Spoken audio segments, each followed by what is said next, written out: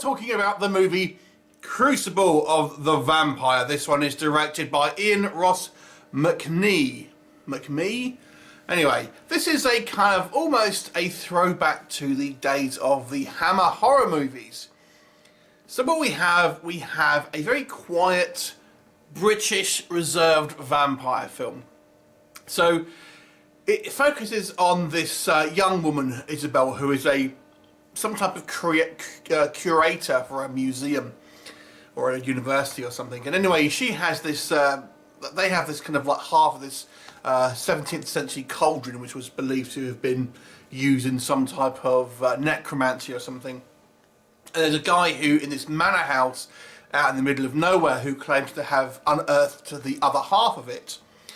So she basically goes there to go and check out its authenticity, and while she's there she kind of ends up staying with this kind of like somewhat eccentric family in this kind of out of the way English kind of countryside.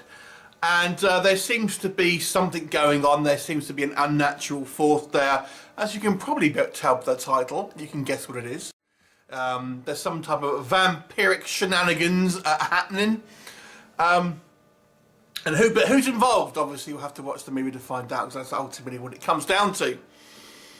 So let's talk Crucible of the Vampire. Now, like I've said, this is kind of almost a throwback to the days of the Hammer House of Horror. It's a very kind of gothic feeling movie, and I think the comparisons are somewhat deliberate. But I gotta say, personally speaking, I actually felt this was closer in tone to the Subspecies series of vampire films by I think Full Moon.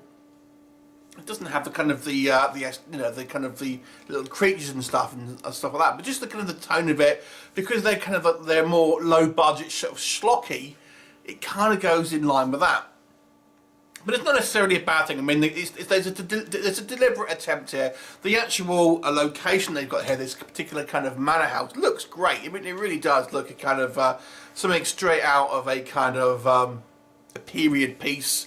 You know, and you have this kind of these Wuthering Heights sort of style kind of scenery, and kind of the way it's sort of shot in soft focus. It's very kind of ethereal and kind of dreamlike. Again, by design. Our main actress, who plays this kind of curator, Isabelle, I think is pretty strong. As is the kind of the father, if you like, of this kind of the main kind of guy who is in this kind of this house. And we also have a supporting role by Neil Morrissey here, who is probably the most recognisable name here, probably through British audiences, through his work in a number of TV shows. But I have to say, the majority of the other acting here is very, very theatre style acting.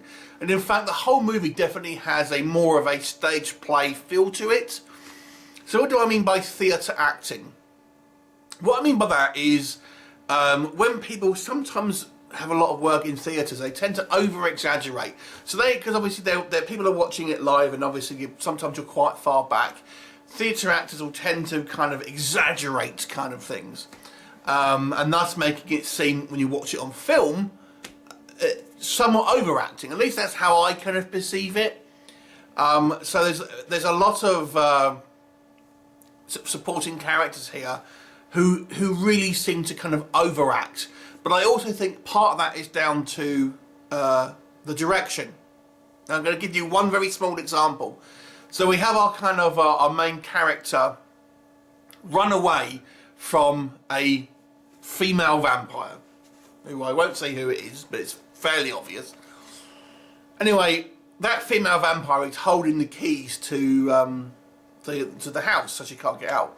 So at this point, the Isabella's run away, and the female vampire is just stood there on her own, and yet she's kind of holding these keys, still waving them around and going ha ha ha ha ha ha, when there's no one else there, and kind of like looking sort of snarling. Who's this for? You know, who are we meant to be? You know, who is she acting like that for? So it's kind of like some of the direction here I feel is quite poor. And again, I feel it kind of goes into maybe the people behind this movie come from a more of a theatre background, and translating to this other medium, I feel, has come up with some things that might work there, but with film, it kind of doesn't hold up quite as well. So that's just one small example, because I don't want to give away spoilers. There's a kind of a lot of things like that, and just kind of like silly, kind of like overacting. And there's just, and it's a low budget film, and then there's a couple of instances, and then this is not enough to ruin it, to be fair. There are a couple of instances here where the budget will show through, and it's actually top and tailed by two kind of examples of this. So we have a kind of a flashback at the beginning of the movie to the 16th century, where we see this kind of this apparent necromancer being kind of challenged by the Witchfinder General, and a couple of the Witchfinder General's men have got modern beanie hats on. And like, what's that? How's that slipped through the net? And then we have some quite poor CGI work at the end of the movie. But I've got to say, I actually did find this movie very charming in a lot of ways. I mean, it's a slow build. Like I said, it's more of a dramatic stage play, and it tries to be very kind of like Gothic and seductive in regards to how it portrays kind of like these vampiric entities and stuff like that. And I do feel it kind of, I was wanting to see where the story was going to progress. I wanted to see where Isabelle would end up at the status quo. I wanted to see where Neil Morrissey's character's allegiances lie. So it had enough here of narrative drive to kind of make me interested in where the characters were going to end up. But it's not a action horror. There's not lots of gore. There's very little actually in regards to kind of blood sucking or anything like that. We do get bits, particularly towards the end, but don't be expecting one that's going to scare you. This is more about a kind of an atmosphere, a kind of a mood piece, if you like, reminiscent of even if it's a contemporary film, but it's kind of, it has that sort of it reminisces of like a period piece to a certain degree, I would say. Hammy acting aside from a good portion of the cast, I still found it somewhat watchable. Yeah, I mean there is some kind of problems with kind of like some of the way the story is told and things like that. But I still say it's probably worth a watch if you are a fan of like Gothic vampires. You don't mind the kind of lower budget stuff. If you like the subspecies films, I mean it's not as overtly vampiric as that, if that makes sense. But I feel it's a comparable kind of movie to that. I'm a big fan of the movie Vampire Journals, which was a spin-off of the subspecies films, and I've got to say that's its closest relative. I would say that's the closest I can think of it to a kind of a comparison. Now I much prefer the Vampire Journals, but nonetheless, this does have some of the same sort of qualities that movie does, and that movie is hokey. Don't get me wrong.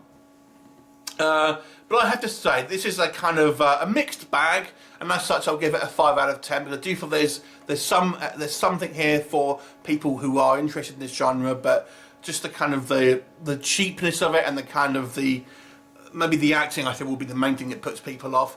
You know, are going to turn certain audiences members away from this. So I'll give it a 5 out of 10. If you've seen it, what did you think of it? Leave me a comment, and I'll look forward to seeing you next time. Bye.